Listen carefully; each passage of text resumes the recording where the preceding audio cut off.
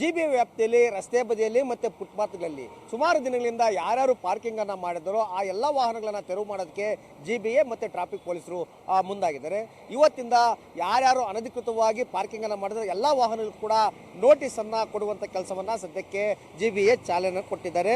ಸದ್ಯಕ್ಕೆ ಶಿವಾಜಿನಗರ ವಿಧಾನಸಭಾ ಕ್ಷೇತ್ರ, ಅದೇ ರೀತಿಯಲ್ಲೂ ಕೂಡ ಕೆಪಿಸಿಸಿ ಏನು ಕೇಂದ್ರ ಕಚೇರಿ ಇದೆ, ಆ ಕಚೇರಿ ಮುಂಭಾಗಿರುವಂಥ ಕ್ವಿನ್ಸ್ ರಸ್ತೆಯಲ್ಲಿರುವಂಥ ಏನು ಬಿಡಾಡಿ ವಾಹನಗಳಿಗೆ ಈಗಾಗಲೇ ಜಿಬಿಎ ನೋಟಿಸನ್ನು ಅಂಟಿಸಿದ್ದಾರೆ. ಅದ್ರ ಜೊತೆ ಏನು ವೀಲ್ಗೆ ಎಲ್ಲನೂ ಕೂಡ ವೀಲ್ ಲಾಕರ್ಗಳನ್ನು ಅಳವಡಿಸಿದ್ದಾರೆ. ಈ ವಾಹನವನ್ನು ಯಾರು ಕೂಡ ತೆಗೆದುಕೊಂಡು ಹೋಗೋದಕ್ಕೆ ಸಾಧ್ಯ ಇಲ್ಲ. ಯಾಕೆ ಅಂತಂದರೆ ಈಗ ಸದ್ಯಕ್ಕೆ ಇವತ್ತು ನೋಟಿಸನ್ನು ಕೊಟ್ಟಿದ್ದಾರೆ.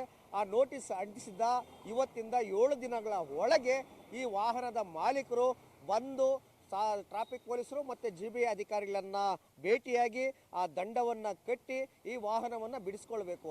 ಇಲ್ಲವಾದರೆ ನಿಮ್ಮ ವಾಹನ ರಸ್ತೆ, ಪಾದಚಾರಿ ಮಾರ್ಗ ಮತ್ತು ಸಾರ್ವಜನಿಕ ಸ್ಥಳದಲ್ಲಿ ಅನಧಿಕೃತವಾಗಿ ನಿಲುಗಡೆ ಮಾಡಿರೋದು ಕಂಡು ಬಂದಿರುತ್ತದೆ.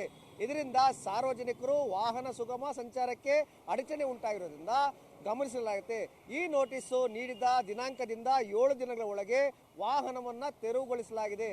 ನಿಗದಿತ ಅವಧಿಯೊಳಗೆ ವಾಹನವನ್ನು ತೆರವುಗೊಳಿಸದಿದ್ದಲ್ಲಿ ನಿಮ್ಮ ವಾಹನವನ್ನು ಅನುಪಯುಕ್ತ ಅಂತ ಪರಿಗಣಿಸಿ ಟೋಯಿಂಗ್ ಮಾಡಿ ನಂತರ ಇದನ್ನು ನಿಯಮಾನುಸಾರವಾಗಿ ವಾಹನವನ್ನು ಹರಾಜಿಗೆ ಇಡಲಾಗುತ್ತೆ. ಇಲ್ಲ ಅಂತಂದರೆ ಹರಾಜಿನಲ್ಲೂ ಕೂಡ ಸೇಲ್ ಆಗಿಲ್ಲ ಅಂದರೆ ಸ್ಕ್ರಾಪ್ ಲೆಕ್ಕದಲ್ಲಿ ಇದನ್ನು ಮಾರಾಟ ಮಾಡಲಾಗುತ್ತೆ ಅಂತ ಹೇಳ್ಬಿಟ್ಟು ಜಿಬಿಎಯಿಂದ ವಾಹನಗಳ ಮೇಲೆ ನೋಟಿಸನ್ನು ಅಂಟಿಸಲಾಗಿದೆ.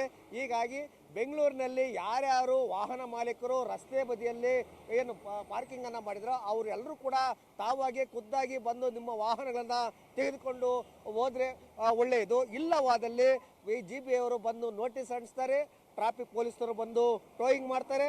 ನಂತರ ನೀವು ಜಿಬಿಎ ಕೂಡ ದಂಡವನ್ನು ಕಟ್ಟಬೇಕು ತಡವಾಗಿ ಬಂದರೆ, ಮತ್ತು ಅದೇ ರೀತಿಯಲ್ಲಿ ಕೂಡ ಟ್ರಾಫಿಕ್ ಪೊಲೀಸ್ ಕೂಡ ದಂಡವನ್ನು ವಿಧಿಸಬೇಕು.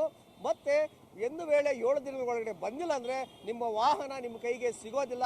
ಹಾಗಾಗಿ ಇದು ಕ್ಲೀನ್ ಸಿಟಿ ಮಾಡೋದಕ್ಕೆ ಮತ್ತು ಪಾದಚಾರಿ ಮಾರ್ಗದಲ್ಲಿ ಸುಗಮವಾಗಿ ಪಾದಚಾರಿ ಮಾರ್ಗದವರು ನಡ್ಕೊಂಡು ಹೋಗೋದಕ್ಕೆ, ಟ್ರಾಫಿಕ್ ಕಂಟ್ರೋಲ್ ಮಾಡೋದಕ್ಕೆ, ಆಕ್ಸಿಡೆಂಟ್ಗಳನ್ನು ತಪ್ಪಿಸೋದಕ್ಕೆ ಜಿಬಿಎ ಒಂದು ಹೆಜ್ಜೆ ಮುಂದೆ ಬಂದಿದೆ. ಹಾಗಾಗಿ ವಾಹನ ಮಾಲೀಕರು ಎಚ್ಚೆತ್ತುಕೊಳ್ಬೇಕಾಗಿದೆ.